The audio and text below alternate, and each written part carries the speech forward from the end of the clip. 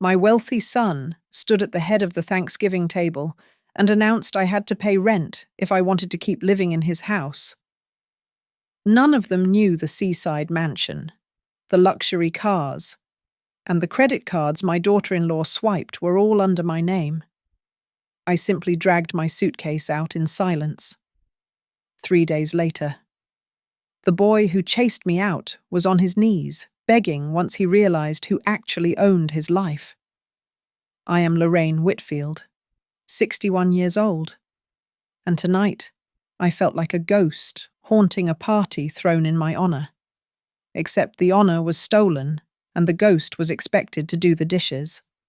The salty breeze from the Pacific Ocean drifted through the open floor-to-ceiling windows of the 3-story villa, mixing with the heavy scent of roasted sage and expensive perfume.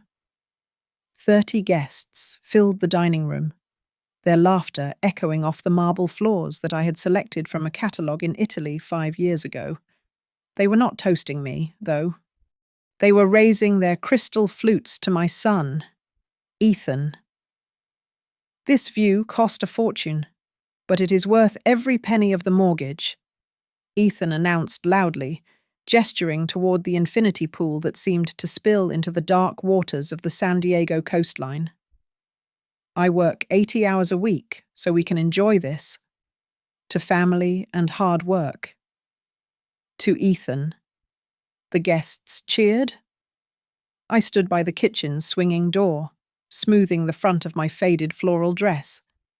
It was an old thing I bought at a discount store in Ohio a decade ago. I had tied a stained apron around my waist because the catering staff was short one person. And naturally, I was the one who filled the gap. I walked out carrying a heavy platter of glazed carrots, navigating through the crowd. No one moved out of my way.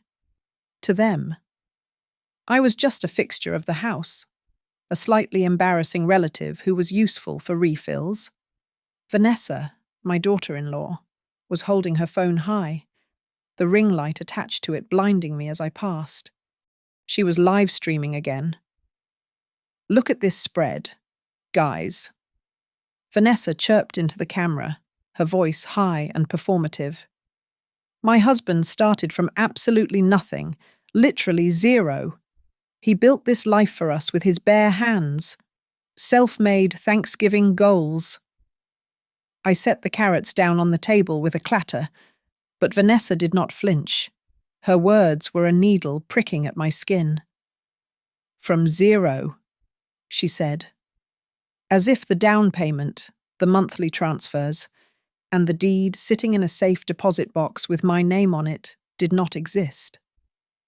The conversation at the long mahogany table shifted to interest rates and West Coast real estate prices. Ethan sat at the head of the table, his chest puffed out in a crisp white shirt. The market is brutal right now, Ethan said, swirling his wine. Maintenance on a place like this runs 5 figures a month. You have to be a shark to survive out here. Then, the air in the room shifted. Ethan cleared his throat and looked directly at me for the first time all evening. He tapped his fork against his glass to silence the side conversations. Speaking of costs, Mom, we need to have a little family meeting. Right here, Ethan said. His tone was casual, but his eyes were hard. I have been looking at the books. Having you stay in the guest suite is becoming, well, a financial strain. I froze, my hand hovering over the gravy boat. What are you saying, Ethan? I am saying that if you want to keep living here, in my house, you need to pay rent, Ethan stated flatly. Nothing in life is free. Mum, you taught me that. The room went silent. 30 pairs of eyes darted between us. Rent, I repeated, the word tasting like ash. Market rate for a room in this area is $3,000. Ethan continued, picking up a piece of turkey. But since you are family, I will charge you $1,500. But looking at your pension, it isn't exactly robust, is it? Vanessa nodded, resting her hand on Ethan's shoulder. It is just about transparency. Lorraine, we think maybe you should look for a place that is more suitable for your age, something cheaper. It is just modern financial boundaries. I looked around the table.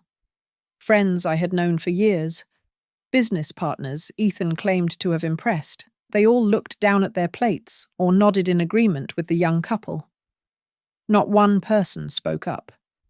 They saw a mooching old woman living off her successful son. The betrayal settled in my stomach, colder and heavier than the ocean fog outside. I slowly untied my apron and let it drop to the floor. I see, I said, my voice steady despite the thundering of my heart. This will likely be the last Thanksgiving I eat in this house. Mum, don't be dramatic. I am just talking practical numbers. Ethan stammered, his face flushing slightly as he realized he might have pushed too hard in front of an audience. Practicality is a virtue, I replied quietly. I turned my back on the feast, on the ungrateful boy I had raised, and on the lie he was living. I walked toward the hallway leading to my room. They thought I was retreating in shame to pack my bags like a kicked dog. They did not know that silence was not my surrender. It was the loading of a gun. I sat on the edge of the silk duvet cover in the guest room, the muffled bass of the music downstairs thumping against the floorboards like a second, irregular heartbeat. My hands, calloused from years of work that no amount of lotion could hide, rested on the lid of my old oak box. It was a simple thing, battered and scratched, looking completely out of place in this pristine, sterilized room. I clicked the latch open. Inside lay the paper trail of a life Ethan had convinced himself did not exist. I was born in a town in Ohio that people only stopped in to get gas on their way to somewhere better. My mother raised me alone, and by the time I was 19, I knew two things: how to stretch a dollar until it screamed, and that I needed to see the Pacific Ocean before I died. I worked the graveyard shift at a gas station and the day shift at a laundromat, saving every dime in a coffee can until I had enough for a bus ticket and 2 months of rent. That was where I met Marcus. He was a long-haul trucker with grease under his fingernails and a smile that made me forget I was tired. We started our life in a studio apartment near the port that smelled of diesel and dead fish. It was so small that if one of us stood up, the other had to sit down. But we were hungry, not just for food, but for a future. Lorraine, look at this, Marcus had said one night, spreading a map over our tiny dinner table. These warehouses are sitting empty. The logistics companies are desperate for overflow storage. We scraped together every cent we had. We took loans with interest rates that would make a banker faint today. We bought a derelict lot, then a rusted warehouse. For the first 5 years, we did not have a home. We slept on folding cots in the back office of a drafty storage unit. I remembered being 8 months pregnant with Ethan, waddling around with a paint roller, covering graffiti on a corrugated metal wall because we could not afford to hire a painter. "Babe, you have to sit down," Marcus would plead, his eyes full of worry as he watched me balance the ledger by the light of a desk lamp. "I will rest when we own the block," I would tell him, rubbing my swollen belly. We founded the Whitfield Meridian Group right there on that folding table. We decided Marcus would be the face, the handshake, the charm, and I would be the brain. I stayed in the shadows, handling the acquisitions, the taxes, and the ruthless negotiations. I liked it that way. Then came the knock on the door at 3 in the morning. A slick road, A jackknifed trailer. Marcus was gone before the ambulance even arrived. Ethan was only 7. The world expected the grieving widow to sell off the assets and retreat. The banks circled like vultures, waiting for me to miss a payment. Instead, I dug my heels in. I moved us into a small, nondescript apartment to cut personal costs. I wore thrift store clothes.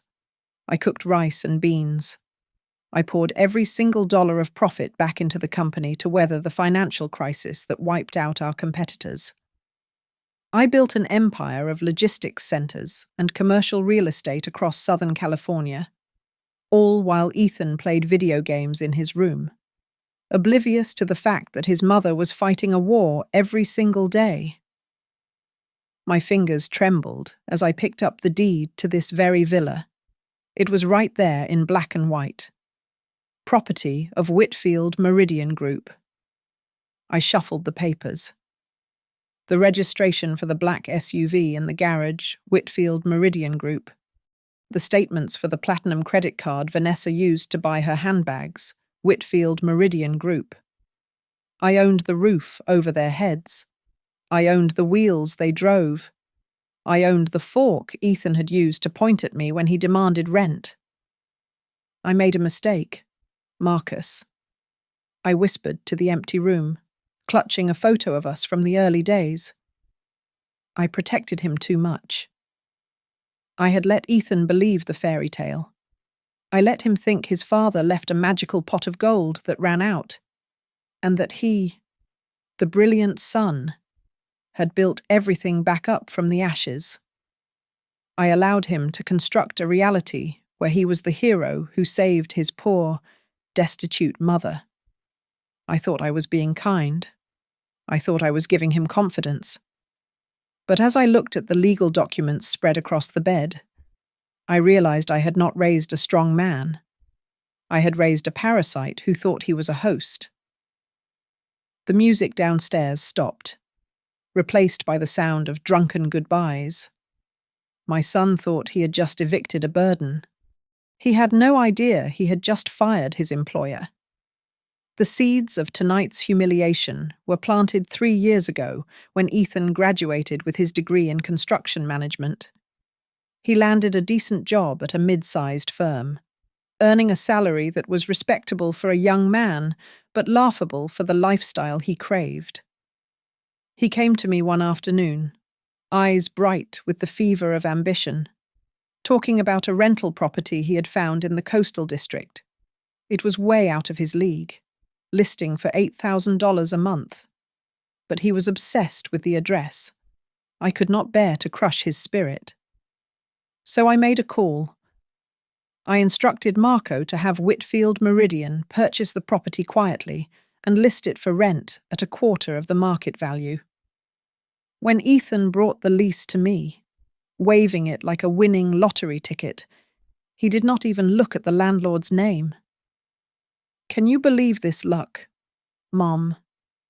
He had beamed, signing his name with a flourish without reading the fine print.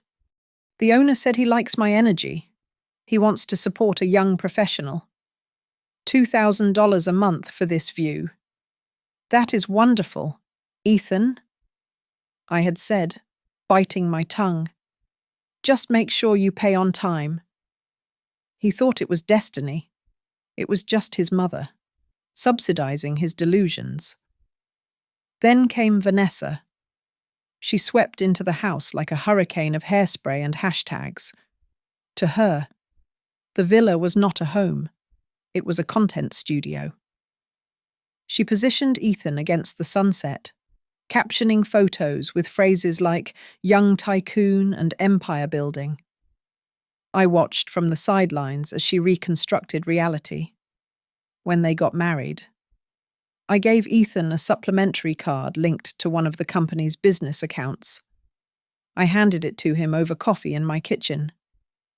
This is for emergencies only. Ethan, I had warned him sternly. Medical issues, car breakdowns, real crises. Of course, Mom.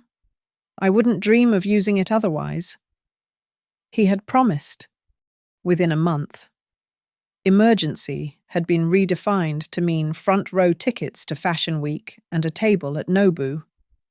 I saw the statements, shook my head, and paid them. I told myself he was just establishing his network. Then came the car.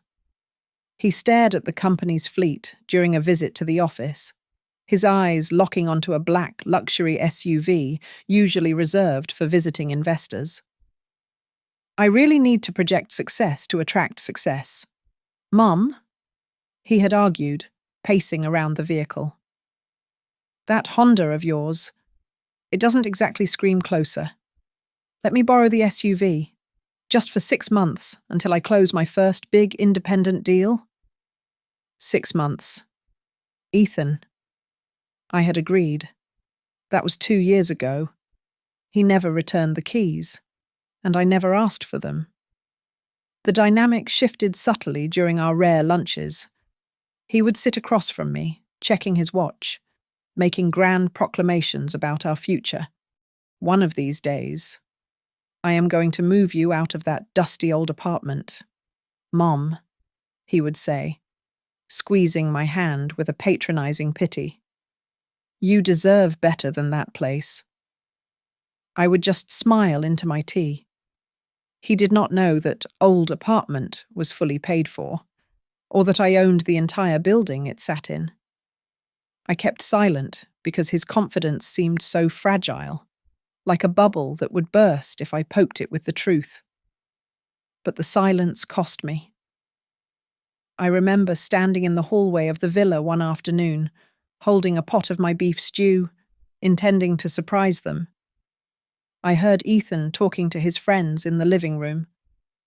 Yeah, it is tough carrying the family legacy alone, Ethan was saying, his voice low and serious.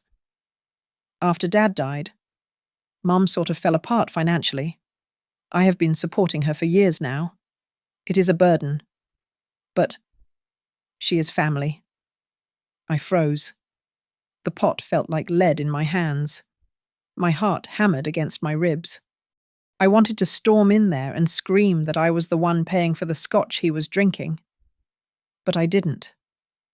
I turned around and walked back to the kitchen, telling myself that a mother's job was to be the spine so her child could stand tall, even if he stood on her back.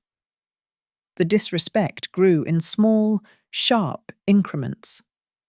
When I cooked, Vanessa would fan the air in front of her face. Babe, the house smells like garlic and onions, she would whine, looking at Ethan. It smells so rustic. Can we tell her to stop bringing food over? Ethan would just shrug, refusing to meet my eyes. She is just trying to help. Van. Let it go. Tonight, as I packed my bag, I realized the distance between us was no longer measurable. The little boy who used to crawl into my bed during thunderstorms because he was scared of the noise was gone. In his place stood a stranger who had started believing his own con.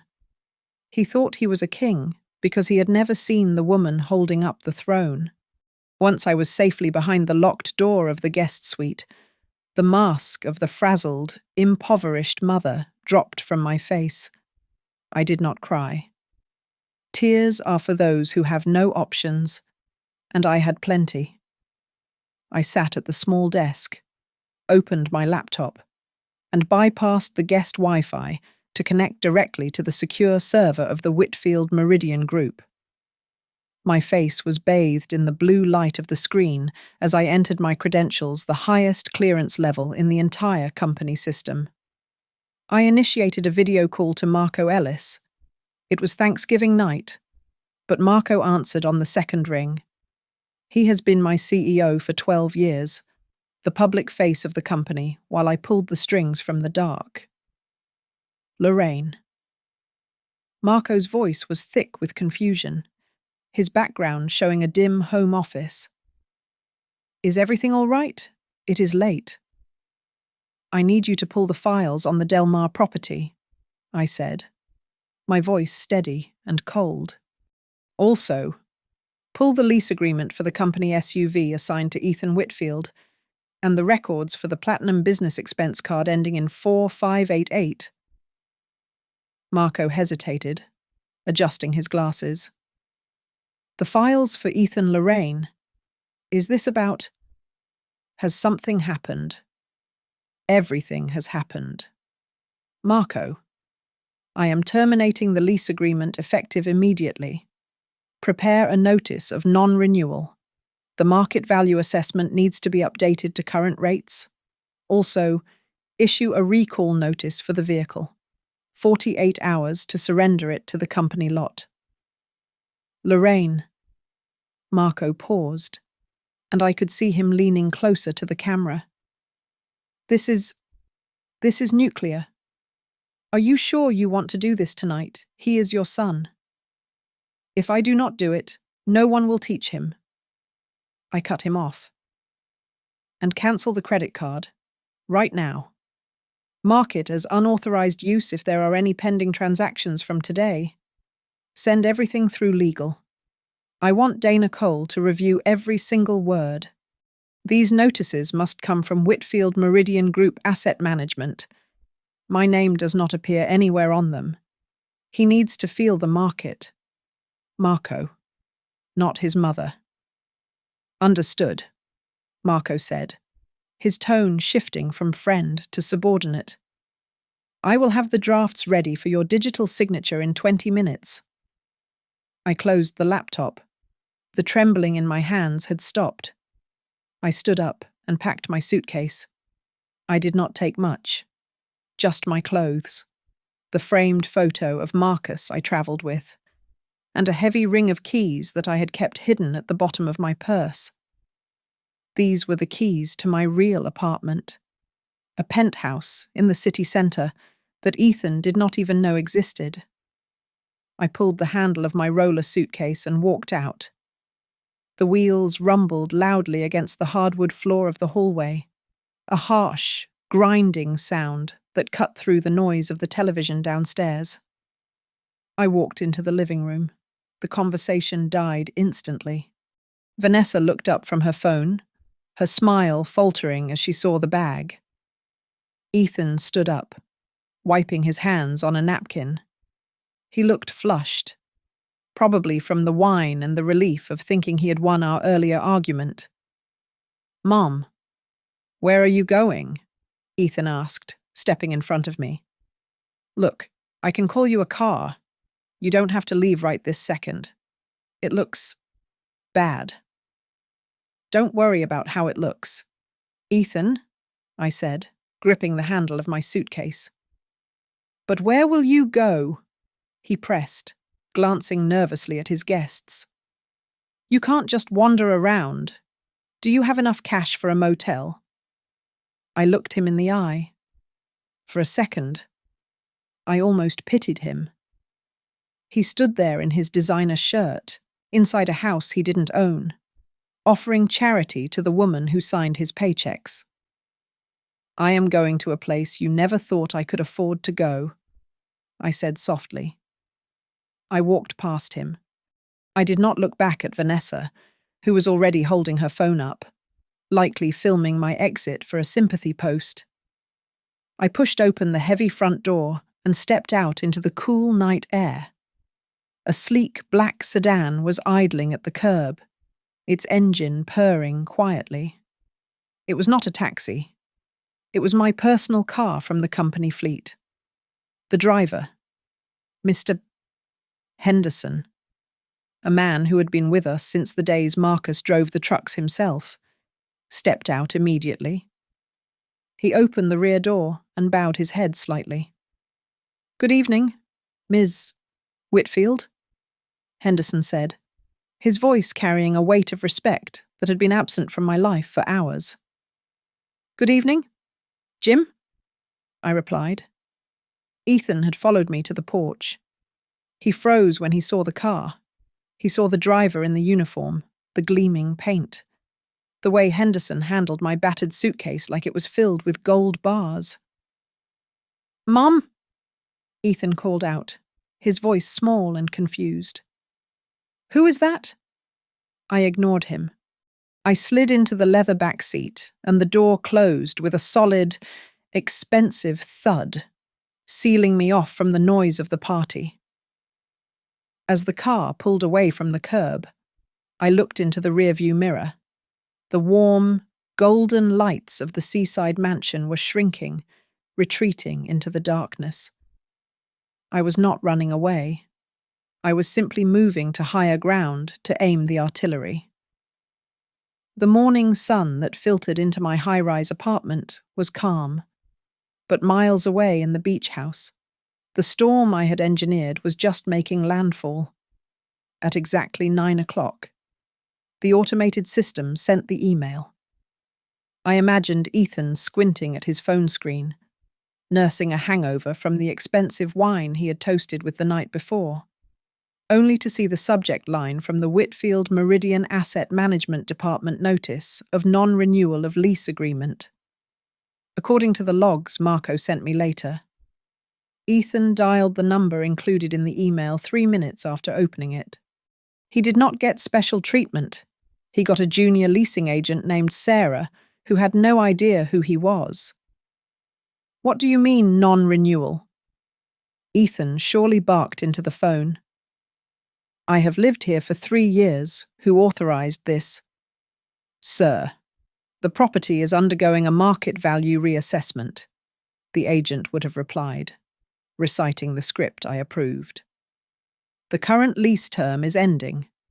If you wish to negotiate a new contract, the adjusted rate will be applied starting next month.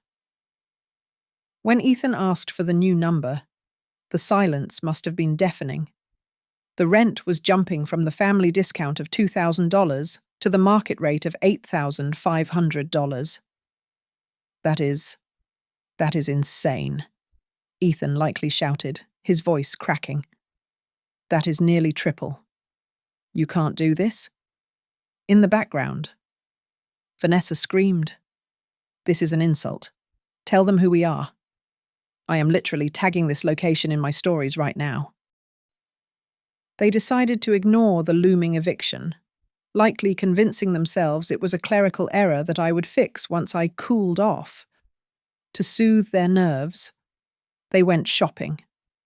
It was Black Friday, and the sales were tempting. The transaction report on my screen showed they attempted to buy a designer handbag at a boutique in the Fashion Valley Mall at 1 in the afternoon. This was the moment I had been waiting for. Vanessa stood at the counter, a long line of impatient shoppers behind her. She slapped the platinum card onto the glass surface. The cashier swiped it, declined. Try it again? Vanessa snapped, flipping her hair. It is a platinum business card. It has a limit of 50,000. The cashier swiped again. Then she looked up, her expression flat. I am sorry, miss. The issuer has reported this card as lost or stolen. It has been deactivated by the primary account holder, a Ms. Lorraine Whitfield. What? Vanessa whispered, the colour draining from her face.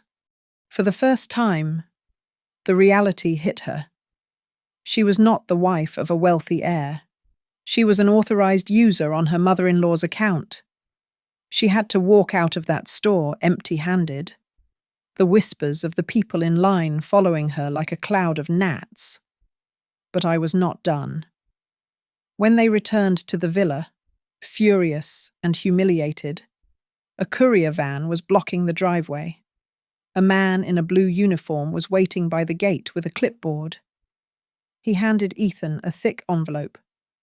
Mr. Ethan Whitfield, the man asked. I have a recall notice for the company vehicle, a black luxury SUV, VIN ending in 559.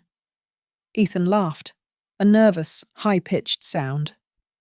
Look, buddy, there is a mistake. My mother owns the company. I am using this car for client meetings. The notice is signed by Mr. Marco Ellis, CEO, the man said, bored. It says the vehicle authorization has expired. You have 48 hours to surrender the keys at the corporate depot, or we report it as stolen property. Stolen. Ethan choked out, I am her son. I don't care who you are, sir, the man replied, handing him a pen. Sign the receipt. If the car isn't on the lot in 2 days, the police get involved. It is just policy. Ethan signed, his hand shaking so hard the pen nearly tore the paper. As the courier drove away, Vanessa stared at the empty space where her lifestyle used to be. She looked up at the security camera mounted above the garage, realizing that the lens she loved so much was now just a witness to her downfall. My phone began to buzz that evening, Ethan calling. I watched it ring until it went to voicemail. Then it rang again, and again. Back at the villa, the walls were closing in. You have to go to her office, Vanessa shrieked, her voice echoing in the empty living room. Go there and beg if you have to get on your knees. Ethan, we cannot lose the car. How am I supposed to go to the influencer brunch in a generic taxi? Stop it, Vanessa. Ethan yelled back, snapping for the first time. Don't you get it? She cut everything. The house, the money, the car. It is all gone. While they tore each other apart in the house I built, I sat in my small, quiet apartment miles away. I poured myself a cup of chamomile tea and opened a fresh file on my desk. I watched the digital notifications of their panic roll in like waves. They thought this was the end of the world.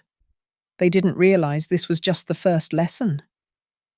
My son walked into the glass monolith of the Whitfield Meridian headquarters in downtown San Diego for the first time in his life. Not as a tourist, but as a desperate man looking for answers. He had passed this building 1,000 times, admiring its architecture, never once realizing that the name on the sign was his own blood. According to the security logs Marco showed me later, Ethan stopped dead in the lobby. There, hanging on the wall of founders, was a massive black and white portrait of his father, Marcus. Underneath it, the plaque read, Marcus Whitfield, co-founder. Dad, Ethan whispered to the empty air, his voice trembling. I thought he was just a truck driver. He demanded to see the person in charge of the residential assets. The receptionist, following my instructions, directed him to the top floor. Marco Ellis was waiting for him. Marco did not offer him a drink. He did not ask about Vanessa. He sat behind his mahogany desk, steepling his fingers, treating my son like a vendor who had missed a delivery. Please, sit down. Mr. Whitfield, Marco said, his voice devoid of the warmth Ethan was used to. You have to stop this. Marco, Ethan pleaded, slamming his hand on the desk. The eviction, the car. It is crazy, I know Mom is upset. But this is a misunderstanding. I am the only one taking care of her. Marco looked at him for a long moment, a look of genuine pity crossing his face. He slid a folder across the desk. Read the Articles of Incorporation. Ethan, Marco said softly. You have spent your whole life thinking your mother is a helpless widow living off a pension. Did you never ask her about Whitfield Meridian? It is just a name, like Smith or Jones. Ethan stammered. Mum lives in a dump. She clips coupons. She lives in a dump because she reinvests 90% of her dividends back into this company. Marco corrected him, his tone sharpening. Lorraine Whitfield is the majority shareholder. She is the chairman of the board. Every strategic decision made in this building for the last 20 years has her signature on it. She didn't just survive the recession in 2008.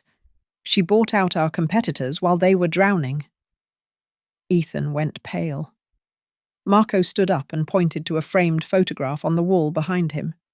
It was a picture taken at a ribbon-cutting ceremony 15 years ago. In the foreground were 3 men in expensive suits. But they were not looking at the camera. They were looking at a woman in the background, wearing a hard hat and holding blueprints, waiting for her signal. It was me. She runs this town. Ethan, Marco said. And she decided you needed to learn what the ground looks like from down there. Ethan stumbled out of the office, his world tilting on its axis. He did not go home. He got into a taxi and told the driver to take him to the nursing home in Encinitas, where my mother-in-law, Dolores, lived. He needed someone to tell him it was a lie. He found Dolores in the sunroom. She told me later that he looked like a ghost. He kneeled beside her wheelchair, gripping her hand. "Grandma, tell me it isn't true," Ethan begged, tears welling in his eyes. "Mom, she owns everything. The warehouses, the port, contracts." Dolores sighed, brushing the hair off his sweaty forehead.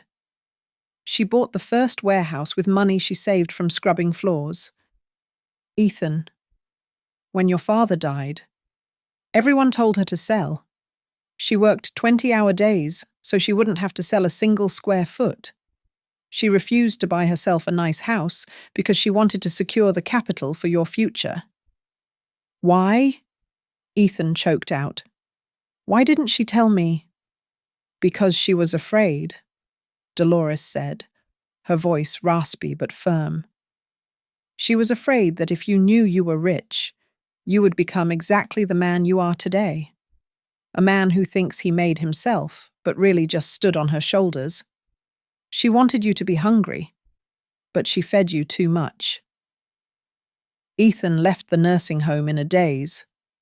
He sat in the back of the taxi, watching the palm trees blur past.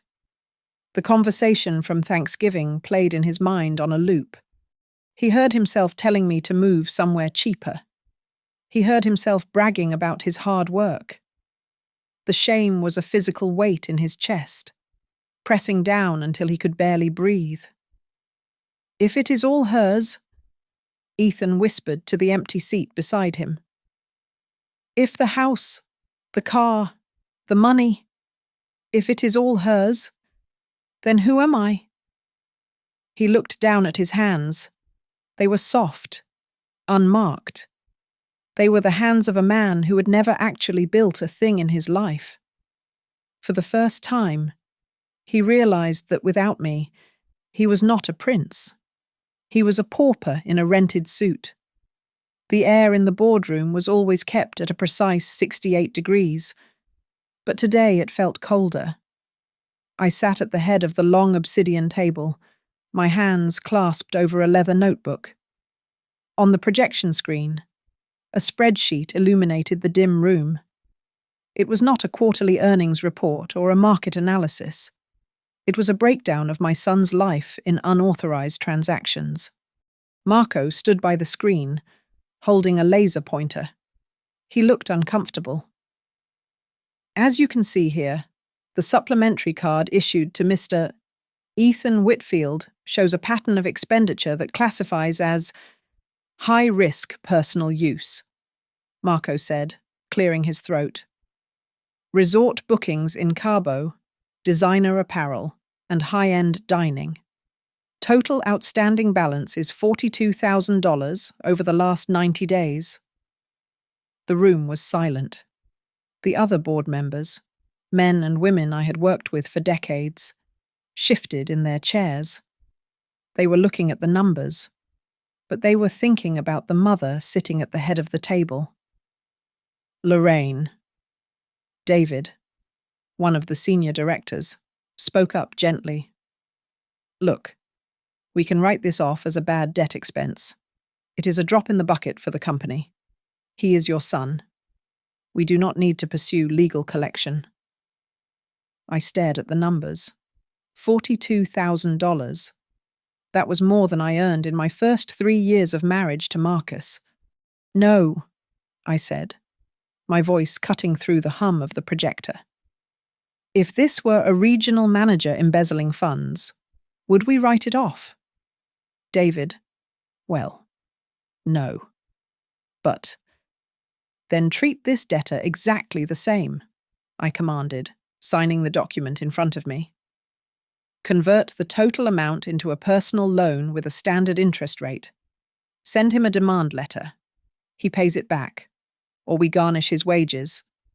No exceptions.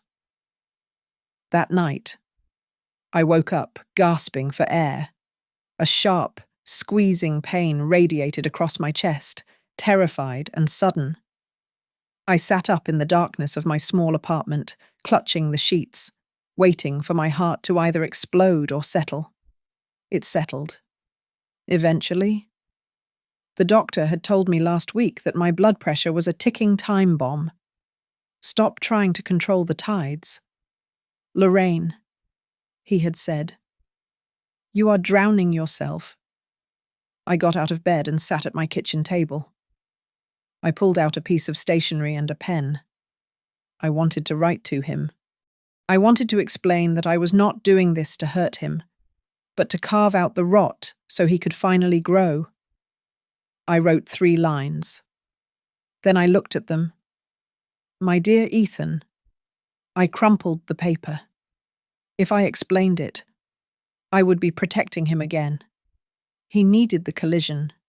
He needed to hit the wall without a pillow. Across town. The wall was hitting him fast.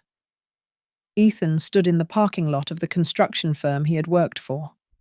He was holding a cardboard box containing a stapler and a photo frame. He had just been fired. It turned out his value to the company was heavily tied to the image he projected. When the company SUV was repossessed and the rumors of his financial ruin circulated, his boss dug a little deeper.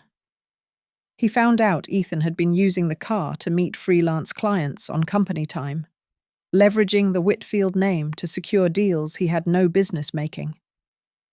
It is a conflict of interest, Ethan, his boss had told him. And frankly, without the Whitfield backing, you are just a liability. His phone rang in his hand. It was Vanessa. She was calling from her parents' house in Texas. She had flown out the moment the credit card stopped working, claiming she needed space to process the trauma. Did you fix it? Vanessa demanded, her voice shrill against the wind in the parking lot. Did you go to the office, Ethan? Tell me you got the money back. My dad says you should sue her. It is emotional damages. I lost my job. Van, Ethan whispered, staring at his cheap shoes. They fired me. Oh my God. Vanessa groaned. This is a nightmare. You need to fight her. Ethan, stop being such a coward. Go there and demand your inheritance. She is ruining us on purpose. Ethan did not answer. He hung up the phone. For the first time in his life, the entitlement did not rise in his throat. He just felt cold. I sat in my apartment, scrolling through Vanessa's Instagram feed on my tablet. The photos were still there. The view from my villa, the steering wheel of my company car. The caption read, "My husband works harder than anyone I know. Self-made." I let out a dry, humorless laugh. I had written the script for that fantasy. I had funded the set design. Now I was tearing it all down. A wave of nausea hit me, but it wasn't physical. It was doubt. Was I teaching him a lesson? Or was I just breaking him? I imagined him standing in that parking lot, stripped of his job, his wife, his home, and his pride. A mother is supposed to shield her child from the storm, not be the one summoning the hurricane. But then I remembered Marcus. I remembered how we ate canned soup for dinner so we could buy a better forklift. I remembered the pride in Marcus's eyes when we signed our first big contract, not because we were given it, but because we earned it. Ethan had never earned a single thing. I had robbed him of that dignity. I closed the tablet and turned off the light. I made a promise to the darkness. I would not call him. I would not send money. If he was going to drown, I would let him go under. Because the only way he would ever learn to swim was if he realized there was no lifeboat coming back for him. When the lease on the villa finally expired, Ethan did not fight it. He dragged his designer suitcases out of the marble foyer and into the back of a rideshare sedan. He could not afford a moving truck, nor did he have anywhere spacious enough to put 3 years of accumulated luxury. He ended up renting a studio apartment in the industrial district, sandwiched between a tire factory and a distribution center, instead of the rhythmic crashing of ocean waves. His nights were now filled with the grinding gears of semi-trucks and the heavy, metallic scent of diesel and engine oil. He applied for job after job. He sent his resume to every mid-level construction firm in the city, confident that his degree still meant something. But in the digital age, a reputation travels faster than a resume. Potential employers would Google his name and see the trail of debt, the sudden eviction, and the rumors of a cut-off trust fund. To them, he was not an asset. He was a liability waiting to explode. "We are looking for someone with a more stable background," one recruiter told him over the phone, his tone dripping with judgment. Desperation has a way of lowering standards. 3 weeks later, my son, the man who used to complain if his steak was slightly overcooked, took a job as a night shift floor supervisor at a logistics warehouse on the outskirts of town. The irony was sharp enough to cut glass. The warehouse was owned by Whitfield Meridian, leased out to a third-party distributor. He was scrubbing the floors of the empire he had been too proud to acknowledge. He told me later about that first shift. He clocked in, pulled on a neon yellow safety vest over his dress shirt, and walked the cold, concrete corridors. That was when he saw them, etched into the structural beams, painted on the loading bay doors, the subtle, specific coding system Marcus and I had developed 40 years ago. The way the aisles were numbered, the specific color coding of the hazard zones, it was our handwriting on the walls. During a break, he sat on a crate, staring at a faded safety poster. An older worker, a man with grey hair and a back bent from years of lifting, sat down next to him. "You looking at the old codes?" the man asked, biting into a sandwich. "Yeah," Ethan replied, his voice hollow. "They look efficient? Best in the business." The man nodded. "The lady who owns this place, Whitfield. She used to come here herself, back in the day, middle of the night, just like this. Wore a beat-up coat. We all thought she was a new hire until she started pointing out how to stack the pallets to save 2 feet of clearance. She knew every inch of this concrete." Ethan said nothing. He just stared at the floor, realizing that while he was sleeping in silk sheets as a child, I was standing right there, freezing in this warehouse to pay for them. Something changed in him that night, in the quiet hours between shipments, instead of scrolling through his phone or feeling sorry for himself. Ethan started sketching. He looked at the chaotic staging area and saw a puzzle. He pulled out a notepad and began redrawing the floor plan, calculating turning radiuses for the forklifts to shave seconds off the loading times. For the first time in his life, he was using his education not to impress people at a cocktail party, but to solve a real problem.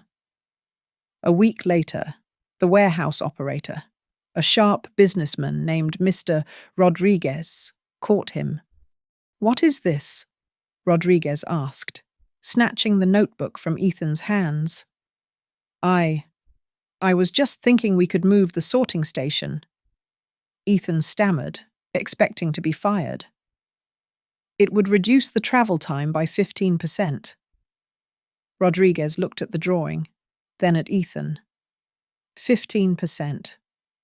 Roughly, Ethan said. Maybe more if we stagger the shifts. Rodriguez didn't fire him. He gave him 5 extra hours a week and told him to implement it. It was not a promotion to executive. But for Ethan, it was the first time someone valued his brain over his last name. His life shrank down to the essentials. He took the bus to work, counting the quarters in his pocket. He learned to cook pasta on a hot plate because takeout was a luxury he could no longer justify. Every Friday, he deposited a check into the repayment account I had set up. It was a pathetic amount compared to the debt, but it was consistent. One morning, riding the bus home with aching feet, he stared out the window at a billboard peeling in the sun. It was an advertisement for a luxury condo development, promising a life of ease. Next to it was a vacant lot. Ethan blinked, his mind overlapping the efficient grid of the warehouse onto the empty space. If he could house inventory cheaply and safely, why couldn't he do the same for people? Why did affordable housing have to be ugly and inefficient the night? He collapsed onto the floor of the warehouse during a double shift. His back screamed in protest, and sweat soaked through his shirt. He sat there, gasping for air, the smell of dust and cardboard filling his lungs. He looked at his hands, covered in grime. He finally understood what his grandmother Dolores had meant. He wasn't just observing the work anymore. He was the work. He finally knew the price of a single brick, because for the first time, he was the one carrying it. Ethan did not just stack boxes in the dark. He began to see the architecture of the space. From his nights on the concrete floor, a plan emerged. He sketched a proposal to convert defunct industrial warehouses into micro-apartments for the working-class spaces that utilized high ceilings for lofted beds and shared communal infrastructure to keep costs down.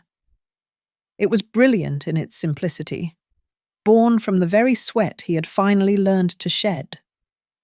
Mr.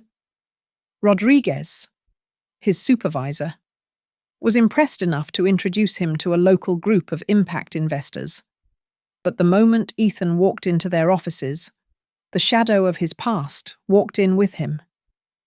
They did not see a visionary. They seen the spoiled heir who had defaulted on his own mother. "The margins are too thin, Mr. Whitfield," one developer told him, not even looking at the blueprints. "And frankly, your name carries a certain amount of risk these days." He was rejected 12 times. He was desperate, exhausted, and running out of bus fare. Then, an email arrived. It was from a venture capital fund he had never heard of, inviting him to present his proposal. The address listed was in the financial district, the same steel and glass tower that housed the Whitfield Meridian headquarters, but on the 45th floor, 10 stories above my office. Ethan hesitated. He told me later he thought it was a cruel coincidence, a cosmic joke to bring him back to the scene of his humiliation. But hunger is a powerful motivator. He put on his only remaining suit, which hung a little loose on his frame now that he was skipping meals, and took the elevator up. He did not know that I was the one who had pulled his file from the pile. When Marco placed the proposal on my desk 2 days earlier, I had stared at the name on the cover, Ethan Whitfield, project lead. A thin, proud smile had touched my lips. He had come back to the company, not to beg for a handout, but to sell an idea. "Bring him in." I had instructed Marco. But he is not to know I am in the room. I want to see him pitch to strangers, not to his mother. On the day of the meeting, I stood behind the one-way glass of the observation deck adjoining the conference room. My heart was hammering against my ribs, a rhythm I had not felt since the days Marcus and I pitched our first warehouse to the bank. Ethan walked in. He looked tired. There were dark circles under his eyes, and his hands were rough, but he stood straight. He set up his laptop and unrolled his drawings with a quiet efficiency that was entirely new. The panel consisted of Marco, Dana Cole, and two of our toughest financial analysts. They did not go easy on him. "You are projecting a construction cost of $100 per square foot," Dana challenged, tapping her pen on the table. "That is 20% below market average. How do you justify that?" In the past, Ethan would have charmed his way out or thrown around buzzwords. Today, he didn't blink. "I am cutting the finishings budget," Ethan answered, his voice steady. "We don't need marble countertops. We need durable composite. I have also sourced reclaimed steel from the port demolition projects. I know the foreman there. He will sell it at scrap value." "And the risk of vacancy?" Marco asked, leaning back. "Why would people live in a warehouse?" "Because they are tired of sleeping in their cars." "Marco," Ethan said, and for a second, his voice cracked with raw emotion. I know what it costs to rent a decent room in this city. It is impossible. These units aren't luxury. They are dignity." I pressed my hand against the cold glass. He wasn't reciting a sales pitch. He was speaking from the bruises on his own ego.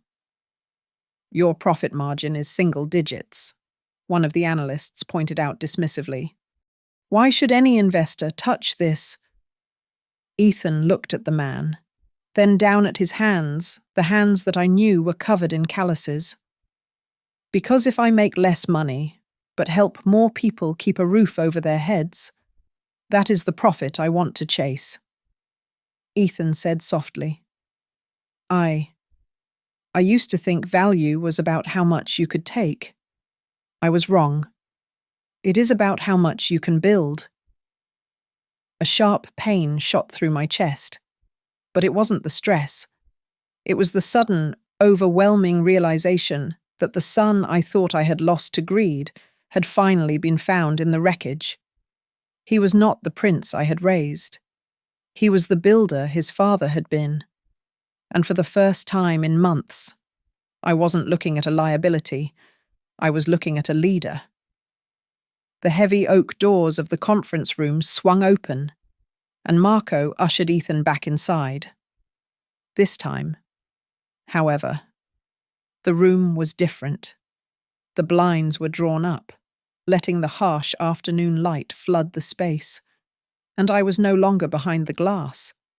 I was sitting at the head of the obsidian table, my hands resting calmly on the leather binder that contained the fate of his proposal. Ethan stopped in the doorway. He looked at Marco, then at me, blinking as if his brain refused to process the image. The silence stretched, heavy and suffocating. "Mom," Ethan stammered, his voice barely a whisper.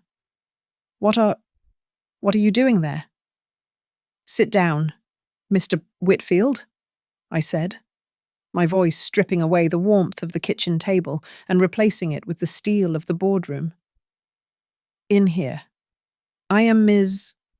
Whitfield. The mother you tried to evict from her own home walked out that door weeks ago."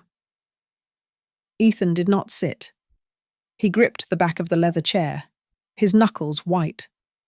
"You," he choked out, "you are the investor. You are the board. I am the chairman," I corrected him.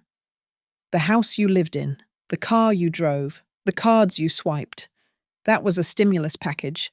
Ethan, it was unconditional aid. When I cut you off, I didn't destroy your life. I simply stopped paying for it. Ethan looked around the room at the faces of the board members, people he had assumed were strangers, now realizing they were my generals. His legs seemed to give out. He sank to his knees, right there on the plush carpet, burying his face in his hands. "I am so sorry," Ethan sobbed, the sound raw and ugly. "I said such terrible things. I thought I was carrying you. I was so arrogant. I looked at you and saw a burden because I was too blind to see the pedestal you built for me." I let him cry. I did not rush to comfort him. I did not offer a tissue. He needed to feel the dampness of his own tears to know they were real. After a long minute, when his breathing hitched, I leaned forward. "Tell me one thing," I asked, my voice cutting through his sobs like a scalpel. "If we approve this project today, who are you trying to save? Are you trying to save your reputation? Or are you trying to save the people who will live in those boxes?" Ethan looked up.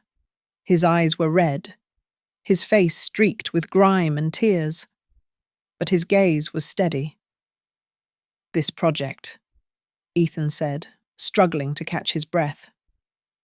"It is the only thing I have ever done that didn't have your name on it. I don't care if I never get the cars back. I don't care about the country club.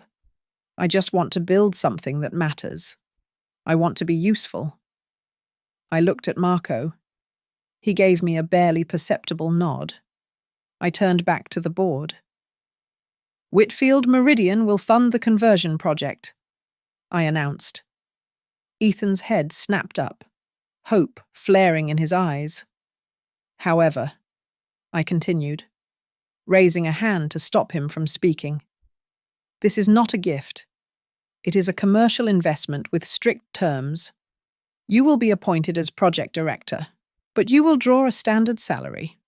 50% of that salary will be garnished automatically every month to repay your outstanding debt to this company. You will report to Marco, not me." I stood up and walked over to where he was kneeling. I placed the contract on the table beside him. "From this moment on, nepotism is dead," I said, looking down at him. "If you fail, you fall like anyone else. If you succeed, the victory is yours alone. I will not carry you another inch." Ethan reached for the pen. His hand trembled, but he signed his name on the dotted line. It was a messy signature, born of exhaustion and adrenaline, but it was legally binding. "Thank you, Ms. Whitfield," Ethan whispered. "Get to work, son," I said softly. 3 days later, I stood on a ridge overlooking the old industrial sector. The wind whipped at my coat. Down below, on a patch of cracked concrete surrounded by chain-link fences, a team of surveyors was measuring the ground. In the center of them stood a man in a white hard hat emblazoned with the Whitfield Meridian logo. He was holding a roll of blueprints, pointing at a structural column, directing the crew with a confidence I had never seen before. Ethan sensed eyes on him. He turned and looked up at the ridge. He saw me standing there. He did not wave. He did not smile. He simply lowered his head in a deep, respectful nod, a second bow. Not of submission, but of recognition. I nodded back, then turned and walked away. I left him there in the dust and the noise, finally giving him the greatest gift a mother can give the space to become a man. Thank you so much for listening to my story. I hope it resonated with you. Please comment down below where you are tuning in from. I would love to hear your thoughts on Ethan's journey.